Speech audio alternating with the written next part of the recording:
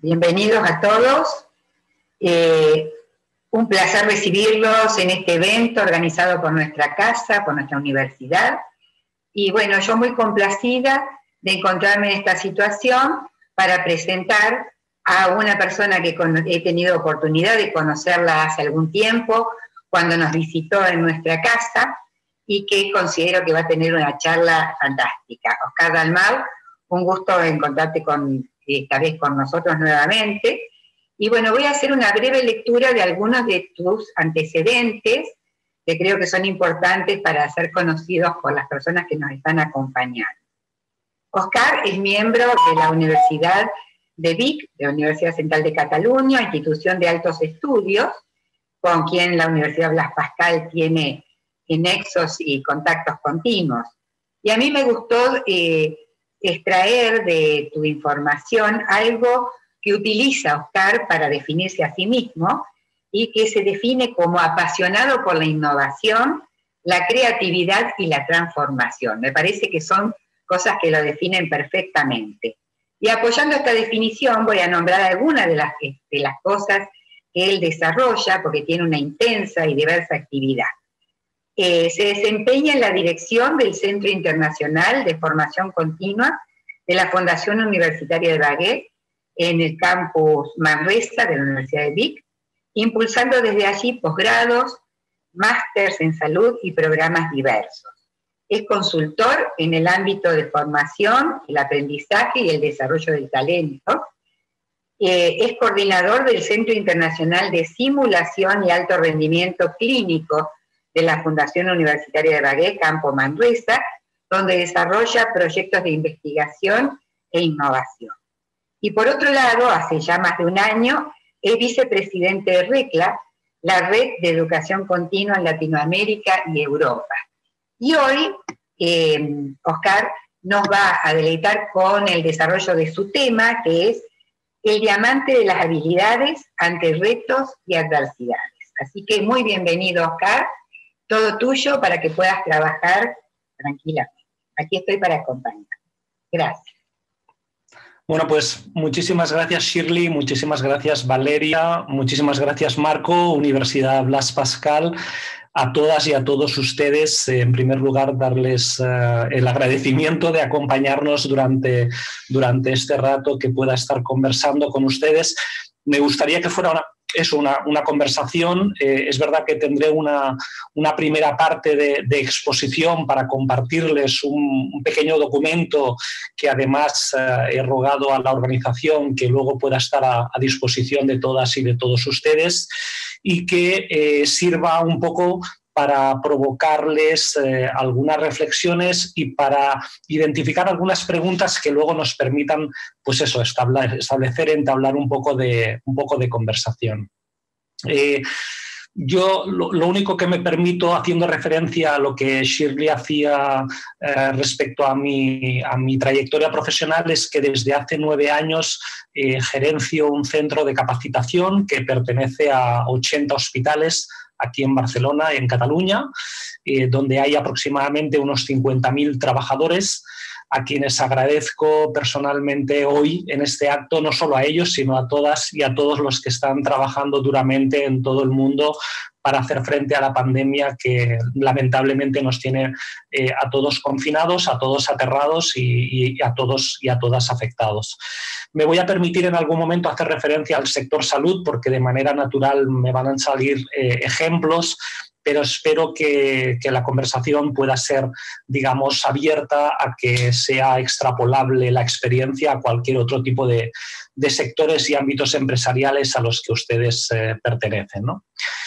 Bueno, en primer lugar voy a mi exposición a enfocarla en 4 grandes ámbitos. En primer lugar, me voy a permitir muy brevemente hacer referencia a algunas estadísticas o informaciones que de alguna manera surgen, ¿no?, continuamente, que hacen referencia a la necesidad de poner en valor toda la actividad vinculada al upskilling, reskilling, el desarrollo de todas estas habilidades que, por un lado, a veces llamamos blandas y que, sin embargo, son absolutamente fundamentales, diferenciales más hoy en día, ¿no?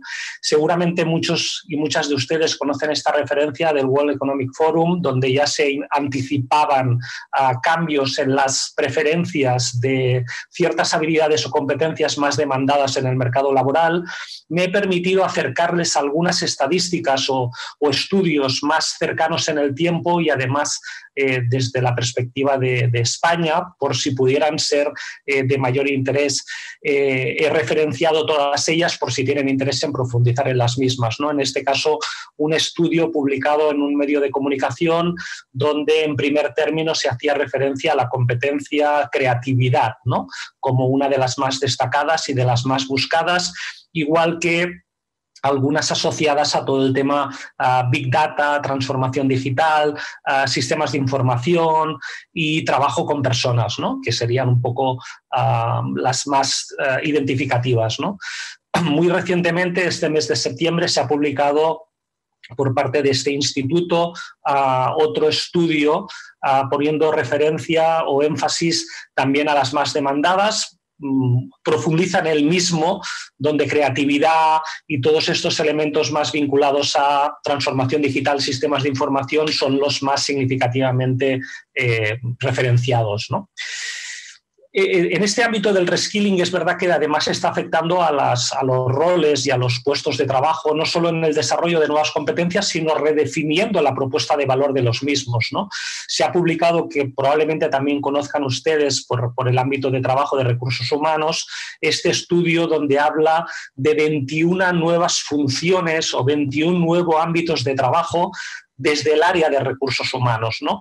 Básicamente para reforzar que la propuesta de valor desde recursos humanos y desde personas sea eso, sea trabajar más poniendo a la persona y al trabajador, al colaborador, a los equipos de trabajo de dentro de nuestra organización verdaderamente en el centro, ¿no? Y alrededor de cada uno de estos espacios profesionales, ciertamente se han identificado aquellas conductas y comportamientos, por tanto también competencias, que de alguna manera tienen que caracterizarlo. En este estudio se profundiza específicamente en ello.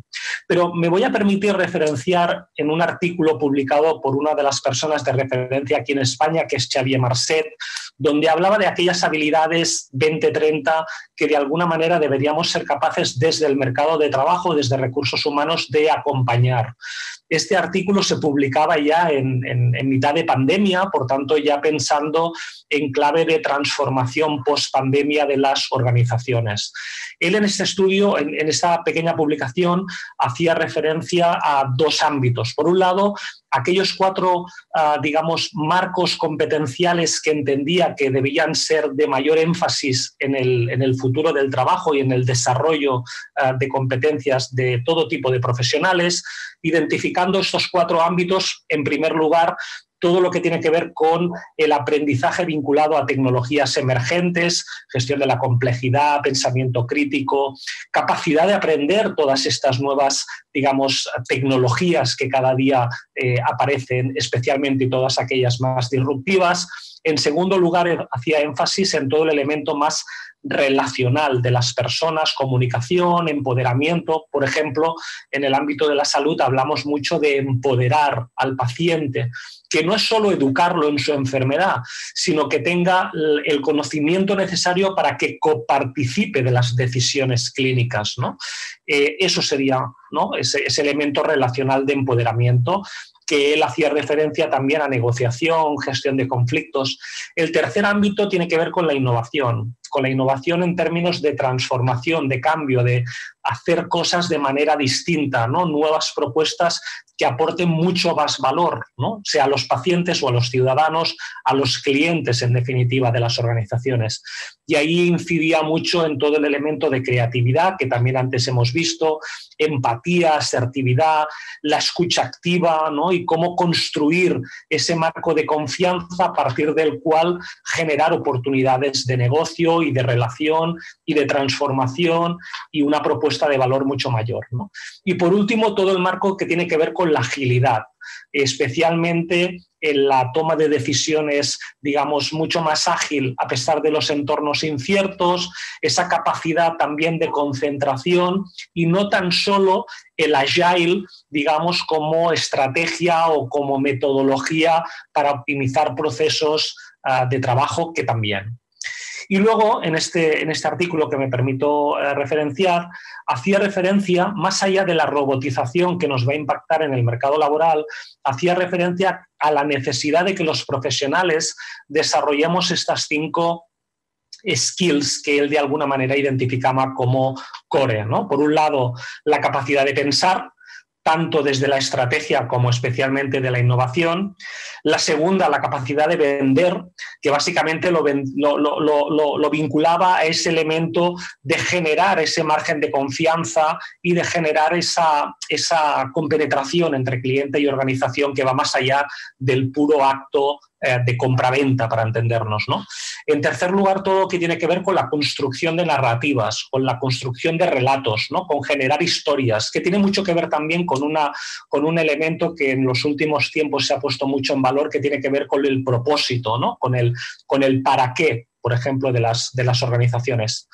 En cuarto lugar, hacía referencia a la necesidad de aprender y desaprender, y además hacía referencia a la necesidad de aprender de manera muy rápida, muy ágil. Justamente estos días se ha publicado un libro recientemente que habla del concepto de ultralearning, ¿no? Esa capacidad de aprendizaje muy rápido, muy ágil, ¿no? Para poder adquirir esas habilidades o ese conocimiento que puedo necesitar.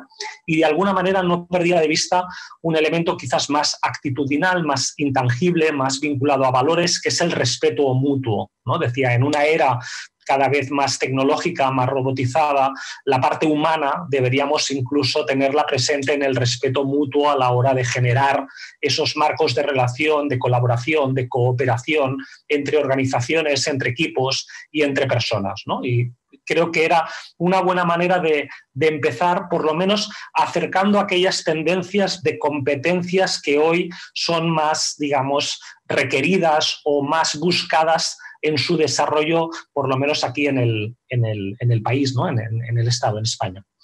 En segundo lugar, me gustaría enfatizar un elemento que a veces por sentido común podemos obviar, que es la necesaria relación y conexión que guardan las competencias y las habilidades entre ellas. Podemos acabar pensando que creatividad es la más buscada o que es la más deseada o que es la más intencionadamente perpetrada para generar ese cambio que como sociedad precisamos, pero necesitamos una creatividad conectada con muchas otras habilidades, ¿no? Y me voy a permitir poner un ejemplo que tiene que ver con salud y voy a presentar un poco la historia de cómo los responsables y líderes clínicos, estoy convencido que también allí en Argentina, han tomado decisiones en este entorno tan incierto y tan cambiante. Este es un mapa que tiene que ver con habilidades, con competencias y que me voy a digamos, a enfatizar presentando brevemente la historia de cómo se vinculan todas estas habilidades. En primer lugar, partimos de un entorno absolutamente incierto, donde además hay un absoluto desconocimiento de la enfermedad. Estoy hablando del mes de marzo, abril aquí en España, donde hay además muchísima desinformación y eso genera, digamos, mucha tensión en los equipos asistenciales y, por supuesto, mucha presión a nivel ambiental, a nivel de entorno, ¿no?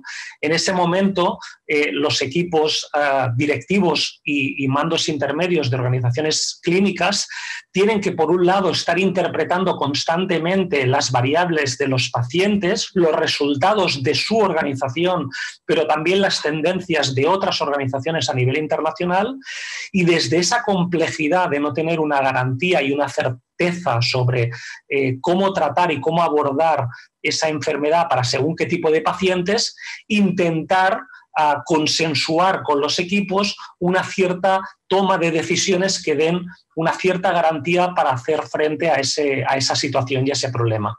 Y de hecho, desde la perspectiva personal se trabaja, como identificamos en la parte inferior, mucho desde la resiliencia. Desde ese marco, como decíamos, lo que se hace es consensuar en equipos, no solo a nivel interno, sino a nivel externo, colaborando especialmente con otras organizaciones de salud a nivel territorial, a nivel estatal, pero también a nivel internacional, desde ese marco de colaboración y de cooperación para intentar extraer un criterio clínico, un marco de actuación que de alguna manera esté respaldada por un criterio consensuado de abordaje a esta enfermedad que para todos era absolutamente desconocida. Y eso no se hace desde una perspectiva de un liderazgo autoritario, sino que se genera un espacio de liderazgo distribuido donde especialmente las habilidades relacionales y el trabajo en equipo es absolutamente fundamental. Igual que partir especialmente de toda la autogestión emocional, dado que el momento de presión y el momento evidentemente de tensión era ciertamente muy, muy importante. Desde ahí es desde donde generaban esas decisiones, ¿no? Y esa toma de decisiones básicamente se fortalecía a partir de la necesidad de ser muy ágiles, de intentar dar una respuesta muy inmediata, muy resolutiva y muy orientada a resultados. En este caso, evidentemente, resultados desde una perspectiva de indicadores de salud, ¿no? Desde una perspectiva de ofrecer una solución que garantizara el máximo de vidas o la mayor salud en la mayor parte de la población. Para esa toma de decisiones, evidentemente, a izquierda y a derecha vemos la necesaria pensamiento crítico, ¿no? De alguna manera entender, comprender, analizar toda esa información y poder tratarla para poder buscar esa toma de decisiones más certera, desde el análisis y la resolución de los problemas que cada día iban surgiendo por el crecimiento de la curva en pandemia. Estoy convencido que de igual manera allí en Argentina. Dado que muchas decisiones eran contradictorias con el día anterior, sencillamente porque los resultados del día así lo generaban, así lo pedían, era absolutamente imprescindible acompañar la toma de decisiones de una capa comunicativa que por un lado ofreciera transparencia a la sociedad, pero también generara una sensación de seguridad. Y además seguridad cierta, no generara una sensación de inseguridad porque las decisiones eran cambiantes, incluso contradictorias con días previos. Por tanto, era absolutamente imprescindible reforzar comunicativamente hacia los equipos, pero también hacia el exterior, todas esas decisiones constantes que se iban de alguna manera tomando. Y eso, como decía anteriormente, no lo tomaban los líderes individualmente, sino que se tomaba en equipo, de manera integrada, en una acción directiva coparticipada, participativa, donde por un lado se revisaban procesos, procedimientos, protocolos, pero se hacía en equipo y se hacía de manera consensuada, con un criterio compartido. Esto es lo que nos permitía, y creo que ha permitido prácticamente en todo el mundo, que realmente los profesionales, los equipos, a través de los líderes, los directivos de las organizaciones de salud, estuvieran realmente orientados a buscar esa eficiencia y a la vez esa seguridad en los pacientes. Y este ciclo era un ciclo continuo, prácticamente diario, porque el aprendizaje del día anterior, las lecciones aprendidas a partir del día anterior o generaban una oportunidad de mejora continua y de cambio en el día después. Por tanto, este ciclo donde se iban conectando diferentes habilidades, diferentes skills, diferentes competencias, eran los que realmente iban favoreciendo ese aprendizaje continuo que mejoraba la toma de decisiones desde el puesto y desde la actividad clínica. Cogiendo este ejemplo, cogiendo esta digamos, metáfora de alguna manera del ámbito clínico, es desde donde me gustaría acercarlo al mundo de las organizaciones en tercer lugar para hablar de las necesidades y de las competencias que hoy directivos, mandos intermedios, líderes deberían ser capaces de desarrollar pensando en este entorno VUCA, que me he permitido de incorporar una H final para hacer referencia a la hiperconexión del mundo que estamos hoy. Estamos en un mundo hiperconectado, más allá de que estemos confinados. pensar en cómo vamos relacionando y conectando las habilidades que los directivos y los profesionales necesitan hoy para gestionar este momento. Voy a partir para realizar esta breve exposición con un juego de cartas que se llama Management Colors, que además la Universidad Blas Pascal utiliza desde la Soft Skills Academy y desde los estudios de educación continua desde la dirección de Marco Lorenzati, y que tuvimos oportunidad, como decía Shirley, de poder compartir esas experiencias de uso, ¿no? En primer lugar, y desde una perspectiva más de competencias intrapersonales, por lo menos aquí a nivel estatal en España hemos identificado una base clave para construir todo el desarrollo de competencias que tiene que ver con estas tres cartas. Tiene que ver con la carta de la resiliencia, con la carta de la inteligencia emocional, también muy vinculada a la parte de gestión de las propias emociones, pero de las emociones del propio equipo, y la necesidad de una actitud positiva por parte del mando y directivo para hacer frente a una situación que ciertamente es adversa y que ciertamente está siendo muy dificultosa para el conjunto de los equipos y profesionales, ¿no? Sobre todo cuando están trabajando además de manera remota. Me voy a permitir en esta parte interactuar con ustedes. Les voy a rogar que si nos lo permiten, que puedan ir votando en una encuesta cuáles creen de estas cartas que para ustedes son más prioritarias, para intentar identificar al final, a la finalización de mi intervención, realmente aquellas que ustedes, para el marco de Argentina, consideren que son las significativamente deseables a desarrollar en el momento actual. En primer lugar, la encuesta que va a activar Shirley para ustedes tiene que ver con estas tres primeras cartas, que de alguna manera tienen que ver mucho con estas competencias de carácter intrapersonal y que entendemos que especialmente mandos directivos, líderes, managers, responsables, deberían estar consolidando hoy hacia sus equipos, hacia sus áreas de trabajo. Me voy a permitir dejar unos segundos de margen para facilitar su votación, que entiendo que tiene que aparecer en pantalla, y continuaré mi exposición. Y luego le pediré a Shirley que nos comparta aquellas que ustedes hayan identificado. Desde esta base más, digamos, intrapersonal o personal, entendemos que hay 4 cartas que por el momento de confinamiento son absolutamente imprescindibles por el trabajo remoto que hoy se nos está exigiendo en todo tipo de organizaciones. También en las organizaciones de salud se están, digamos, enviando ciertos equipos profesionales a teletrabajar a casa, aquellos evidentemente que tienen unos trabajos más de carácter transversal, pero también aquellos que permitan reducir riesgos de contagio entre profesionales para tener equipos de reserva en caso de que la pandemia pueda incrementar la curva. Por ello, bueno, te puedo dar el resultado. Fenomenal. ¿No? Bien. Fenomenal, Shirley. Ha salido en primer lugar inteligencia emocional con un 51% y en segundo lugar la resiliencia. Fenomenal. Ciertamente acá la inteligencia emocional se está convirtiendo en España en una palanca para trabajar desde el liderazgo, desde el desarrollo personal, desde también la gestión saludable de los equipos. No perdamos de vista el que hoy debemos, desde mandos intermedios y directivos, incidir también en el elemento de la salud de los equipos, a pesar de que sean organizaciones de no salud, pero a esas familias, a esos profesionales, a esas personas también pueden estar viviendo situaciones a veces más dramáticas, otras veces más de incomodidad o de dificultad por este trabajo que evidentemente vía confinamiento les es más dificultoso. Acá también el ámbito de la inteligencia emocional es el más significativo. Como decía, desde esta base más intrapersonal, identificaban aquí directivos, porque estas cartas que les estoy mostrando surgen como resultado del trabajo colaborativo con un grupo numeroso de directivos de todo tipo de sectores.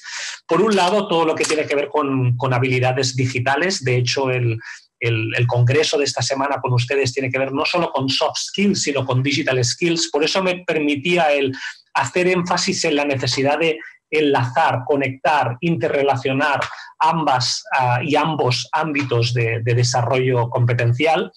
Aquí se enfatizaba no solo el aprender a utilizar herramientas como Teams, como Zoom, sino el poder tener una comunicación digital eficiente con los equipos. Y eficiente quiere decir que genere confianza a pesar de que no nos veamos, que genere compromiso y que nos permita tener en todo momento ese sentimiento de equipo que no deberíamos perder, porque uno de los valores que se ha identificado como un sustento para hacer frente a la situación es el valor y el sustento del equipo de trabajo como elemento social, relacional, emocional, de vínculo entre las personas y las propias organizaciones. Y por otro lado, competencias más de carácter comunicativo, ¿no? Y más de carácter relacional, todo lo que tiene que ver con empatía y escucha activa. Y por otro lado, todo lo que tiene que ver con persuasión e influencia, es decir, la necesidad que hoy mandos intermedios y directivos, cuando transmitan, cuando trasladen, cuando compartan la información, lo hagan además con una cierta influencia hacia un resultado que sea positivo, hacia un escenario de desarrollo, de crecimiento, de mejora, un escenario, digamos, de poder salir de la zona de dificultad, ¿no? Y por eso lo vinculábamos mucho con esa actitud positiva. Me voy a permitir lo mismo, me voy a permitir preguntarles de estas 4 cartas cuáles consideran que también son la más o las más digamos, interesantes, necesarias, importantes en el momento en que ustedes están allí en Argentina, para que directivos, mandos intermedios hagan frente a esta situación de pandemia y a esta situación de COVID, a estos escenarios inciertos y además al marco de confinamiento en el que estamos de alguna manera viviendo, ¿no?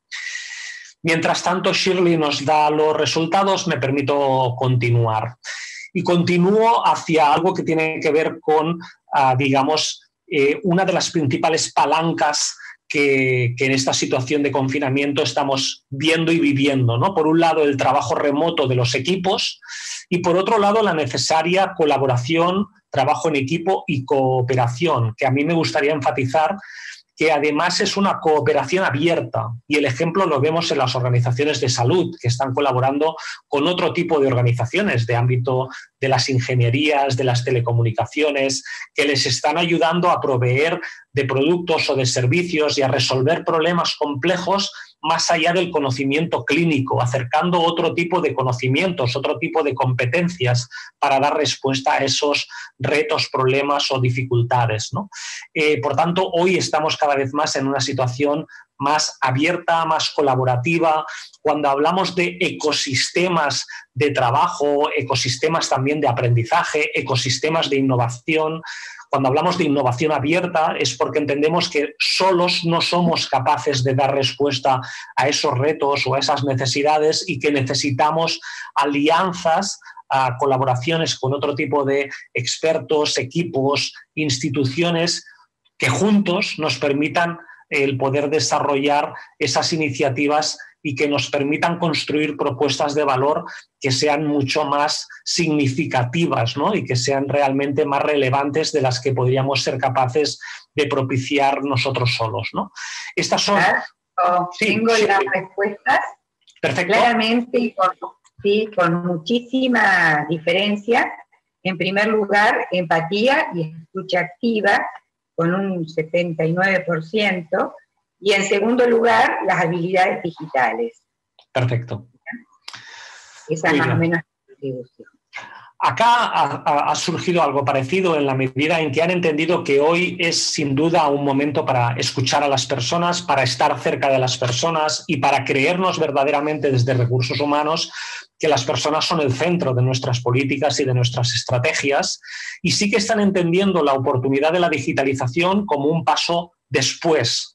Una vez construido ese margen de confianza, esa cohesión de los equipos y esa vuelta a una cierta naturalidad, entender que hoy el futuro de las organizaciones pasa por una transformación digital que cambie, no solo digitalice los procesos para hacerlos más ágiles, sino que permita construir propuestas de valor distintas donde la digitalización transforme esas propuestas de valor, ¿no? Y es verdad que también acá en España, por ejemplo, las organizaciones de salud también están entendiendo esa digitalización en un segundo momento y trabajando mucho más desde esa inteligencia emocional que veíamos antes y desde esta capacidad relacional, este sentido de pertenencia, este compromiso, este trabajo en equipo que entienden hoy que es absolutamente imprescindible.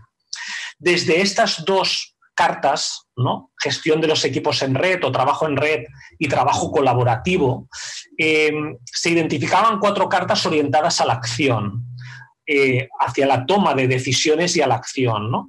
Por un lado, la redefinición de objetivos, diría yo, es decir, la necesidad de, en este marco actual, repensar, redefinir aquello que queremos conseguir, seguramente además estableciendo unas metas mucho más a muy corto plazo y seguramente estableciendo rutas o itinerarios de trabajo donde podamos ir identificando todo aquello que vamos de alguna manera consiguiendo. Por otro lado, la carta que tiene que ver con organización y con priorización, que de alguna manera la han vinculado mucho al ámbito del agile, ¿no? Esta agilidad o esta necesidad de hacerlo ágil, ¿no? De hacerlo fácil, pero sobre todo ágil, flexible, personalizado, rápido. En tercer lugar, la toma de decisiones, el análisis y la resolución de problemas, ¿no? Para esa toma de decisiones.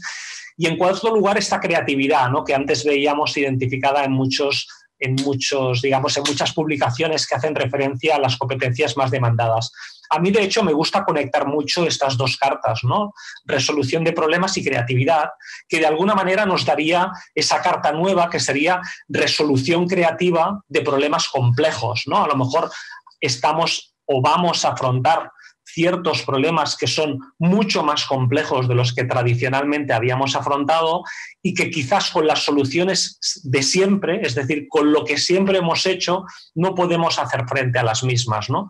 Introducir la creatividad puede ser un elemento, no tiene por qué ser disruptivo, puede ser un elemento de innovación incremental, pero que nos permita hacer eso, cosas distintas, pero especialmente que aporten mucho más valor a la sociedad hoy, que yo creo que tiene mucho que ver también con ese propósito que también las organizaciones hoy buscan. De nuevo, con estas últimas 6 cartas que veíamos, me voy a permitir compartir con ustedes una encuesta para preguntarles cuáles de ellas consideran ustedes que son las más importantes en el mercado, en el tejido empresarial de Argentina. Mientras Shirley nos comparte los resultados, me voy yendo a las últimas cartas. Y básicamente tienen que ver con palancas que nos ayuden hacia esta toma de decisiones, ¿no? Por la parte izquierda vemos la necesidad de adaptar los liderazgos a esta gestión de la adversidad, de la complejidad y de la ambigüedad que lamentablemente hoy estamos viviendo en primera persona en este entorno que denominamos VUCA y que hasta ahora era solo un acrónimo y que hoy estamos viviendo en directo todo lo que representa de dificultad, complejidad, etcétera, ¿no? Por tanto, el cómo somos capaces de interpretar, de adaptarnos, pero de liderar a partir de ese marco, ¿no? Y de adaptar nuestro estilo de liderazgo en cada momento a esa complejidad y esa ambigüedad, ¿no? Y por otro lado, sí, Shirley, por favor. Te digo, en la votación última tenés en primer lugar trabajo en equipo y colaboración con casi un 60% de los votos y en segundo lugar creatividad. Fenomenal. ¿Bien? Muy bien. Al final me permitiré hacer referencia, digamos, a las cartas, ¿no? que más han votado ustedes, ¿no? Decía, por un lado, ¿no? ¿Cómo apalancamos esa toma de decisiones que además, como decían ustedes, tiene que ser eso, ¿no? Creativa. Por un lado, esa capacidad de adaptación y de liderazgo, ¿no? Que de alguna manera acompañe los momentos de cambio que hoy estamos viviendo. Por otro lado, la necesidad de no perder de vista al equipo, ¿no? Por tanto, tenemos que adaptarnos, pero tenemos que hacerlo con el equipo, tenemos que acompañar al equipo, seguramente con un rol de liderazgo mucho más de facilitación y de acompañamiento, donde desarrollemos a las personas, en especial hacia esas habilidades y capacidades que realmente a lo mejor hoy no tenían y que son necesarias para el ámbito de trabajo del mañana, y sin perder de vista el compromiso. Uno de los riesgos que puede existir con el confinamiento es que las personas sientan o muestren un cierto desapego hacia la organización, hacia su propósito, hacia el propio equipo, hacia el sentido de su trabajo, ¿no? Y por tanto necesitamos construir una propuesta de valor para comprometer a las personas hacia ese trabajo que de alguna manera desempeñamos, ¿no? Por eso, de alguna manera, esa toma de decisiones, esa resolución de problemas de manera creativa, la acompañamos con una parte más personal de liderazgo adaptativo, pero por otra parte, ¿no?, de confiar, de comprometer, de acompañar a los equipos para que realmente lo podamos hacer de alguna manera juntos. Para finalizar, preguntarles sobre estas últimas 4 cartas, cuál o cuáles de ellas consideran que de nuevo son las más significativas para el momento actual que estamos viviendo. Mientras Shirley las comparte, lo que acabo compartiendo con todas ellas es este diamante que de alguna manera fundamenta la toma de decisiones. Es decir, yo creo que coincidiríamos que hoy más que nunca es absolutamente imprescindible por parte de directivos, responsables, líderes, que realmente se hagan cosas, se propongan cosas, se impulsen cosas, se acompañen cosas, ¿no? Es decir, el estarnos parados viendo la situación nos hace perder competitividad como organización y evidentemente como profesionales empleabilidad y oportunidades. Y por tanto la toma de decisiones tiene que ser incesante, pero con una toma de decisiones, digamos, constantemente retroalimentada con esas lecciones aprendidas, ¿no? Esa capacidad, esa learnability, ¿no?, de aprender a aprender constantemente de los resultados, del impacto que está resultando mi toma de decisiones, para que realmente la toma de decisiones de mañana, como decíamos en el ámbito clínico, a lo mejor tenga que ser distinta porque justamente los resultados así me lo acompañan, ¿no? Estas son, de alguna manera, aquellas cartas, aquellas competencias que significativamente aquí a nivel estatal se han identificado con mayor firmeza para dar respuesta a los retos que hoy tenemos de liderazgo en estos entornos VUCA. Shirley, disculpa, que creo que tienes los resultados. No, perdón, si no te quería interrumpir. No hay problema.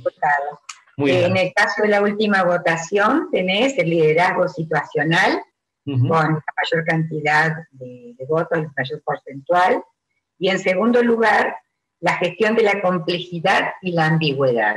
Perfecto. Fenomenal. Gestión de la complejidad. Lo verán en la parte del diamante, en la parte izquierda. Hemos visto, lo que hemos hecho nosotros es integrar una con otra, porque evidentemente ese liderazgo situacional lo tenemos que de alguna manera condicionar a ese entorno cambiante. Tenemos que estar continuamente adaptando, ¿no?, de alguna manera a nuestras decisiones para dar respuesta a ese mercado que de alguna manera vaya siendo distinto en cada momento. Este es el diamante. Ustedes han identificado desde la parte inferior esa inteligencia emocional y esa resiliencia. Por otro lado, esa empatía, ¿no?, y esa escucha activa, ¿no?, por la parte relacional, igual que esas habilidades digitales, ¿no?, de la parte izquierda, que se apoyarían en este liderazgo situacional y esta gestión de la complejidad que de alguna manera fundamentaría la toma de decisiones. Para acabar o para ir acabando, antes del último bloque muy rápido, lo que quería mostrar con este diamante, seguramente podemos discutir el orden, la prioridad, digamos, incluso si son o no son todas las que deberían estar, pero lo que sí que quería mostrar era la necesaria conexión entre unas y otras, la necesaria conexión entre competencias personales, competencias relacionales, competencias de liderazgo, de gestión, competencias vinculadas a la transformación, a la innovación, pero también a la acción. Por tanto, cuando hablemos de soft skills, de digital skills, no podemos pensar solo en alguna o en algunas de manera aislada, sino que tenemos que pensar en la necesaria matriz, en la necesaria red que de alguna manera las conecta, porque conectándolas es cuando tienen sentido para un propósito, para un resultado. Para finalizar, como última parte, ¿cómo desarrollar competencias, ¿no? Que además esta parte tuvimos oportunidad con Marco de compartirlo en Buenos Aires justo antes del confinamiento. Me voy a permitir poner solo 3 ejemplos, ¿no? En primer lugar, cómo trabajamos de manera, no diré distinta, es decir, complementaria a los programas de capacitación, ¿no? O al revés.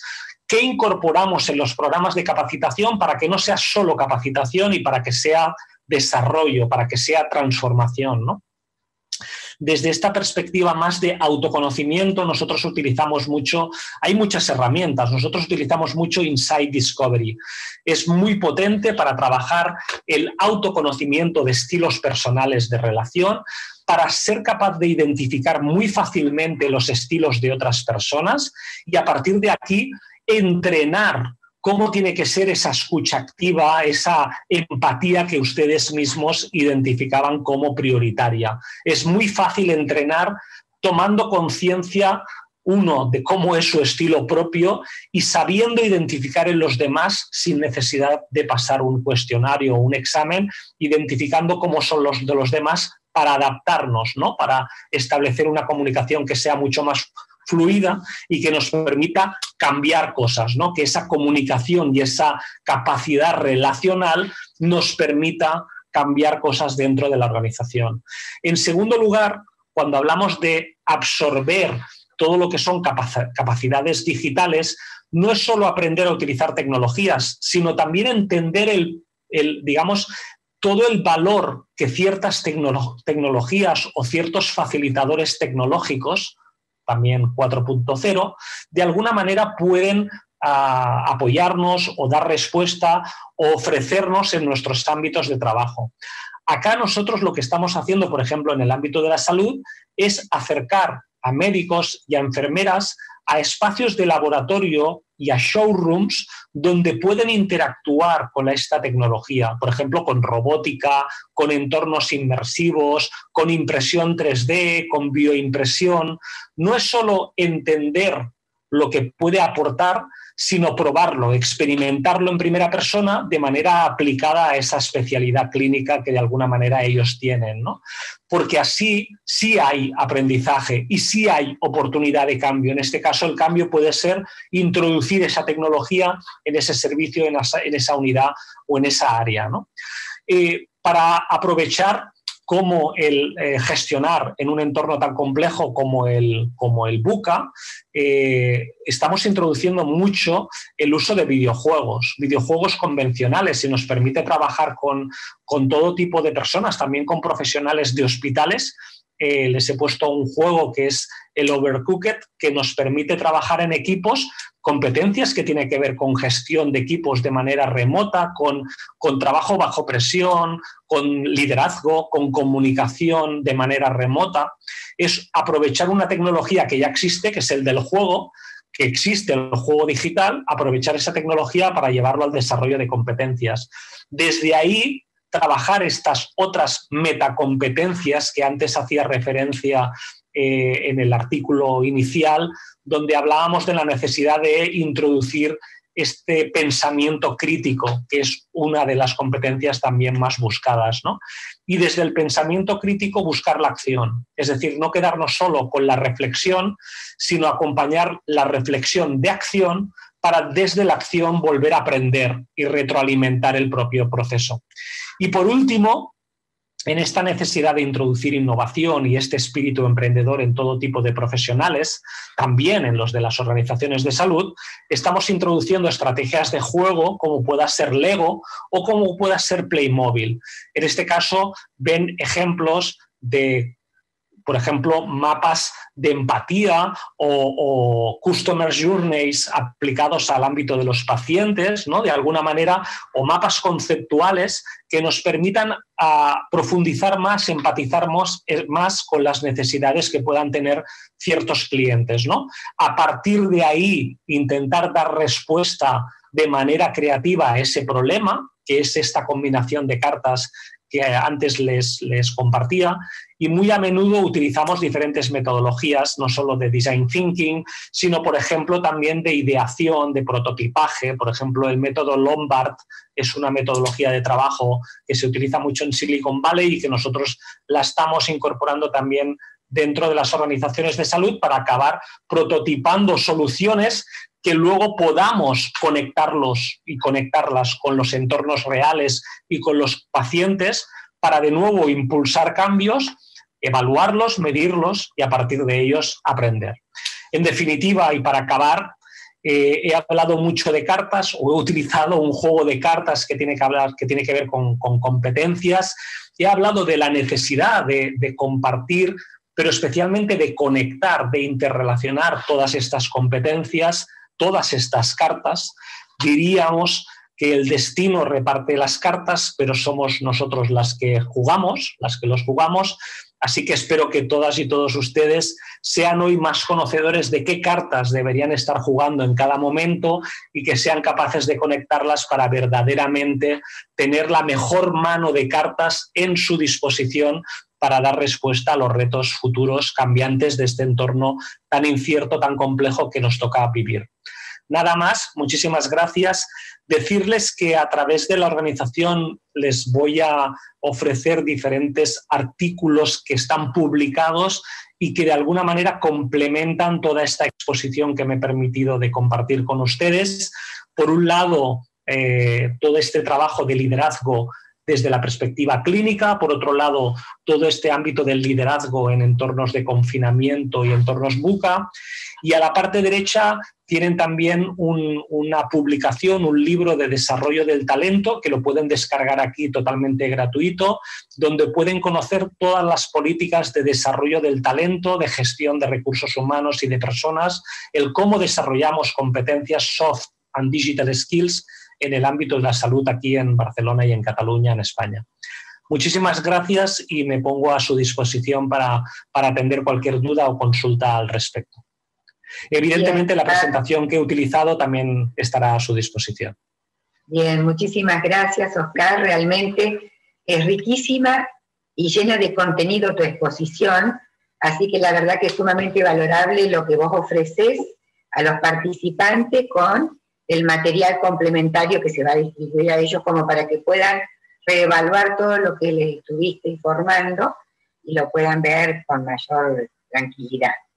Te voy a transmitir alguna pregunta que ha surgido a partir del momento de tu disertación, y hay una pregunta que es una constante no solamente desde ahora, sino siempre, y Alfredo plantea, uno de los participantes, dice, se dice que se prioriza a las personas, pero la implementación de tecnologías modernas dejará a más gente sin trabajo. No sé si vos podés responderle desde esta mirada tuya a este cuestionamiento realizado.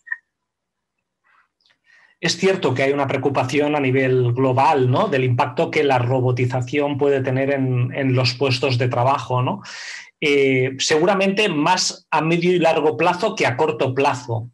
No tanto por la dificultad de adquisición de esta tecnología, que también por el marco de crisis que seguramente vamos a tener que afrontar durante los próximos tiempos, sino también porque mucha tecnología todavía no tiene el grado de desarrollo que realmente sea capaz de sustituir la capacidad, por ejemplo, de pensar de las personas, ¿no? En el ámbito clínico, por ejemplo, tenemos tecnología que hoy es capaz, con un grado de precisión prácticamente del 100%, de determinar si una imagen es o no un cáncer.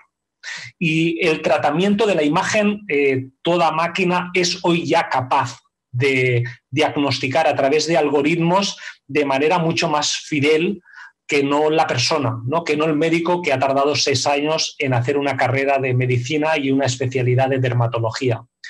Sin embargo, detrás de esa imagen hay una persona y, por tanto, la máquina, la inteligencia artificial puede acabar ofreciendo hoy tendencias, ¿no?, tendencias comparativas de esos resultados con otras personas y ofreciendo propuestas de tratamiento.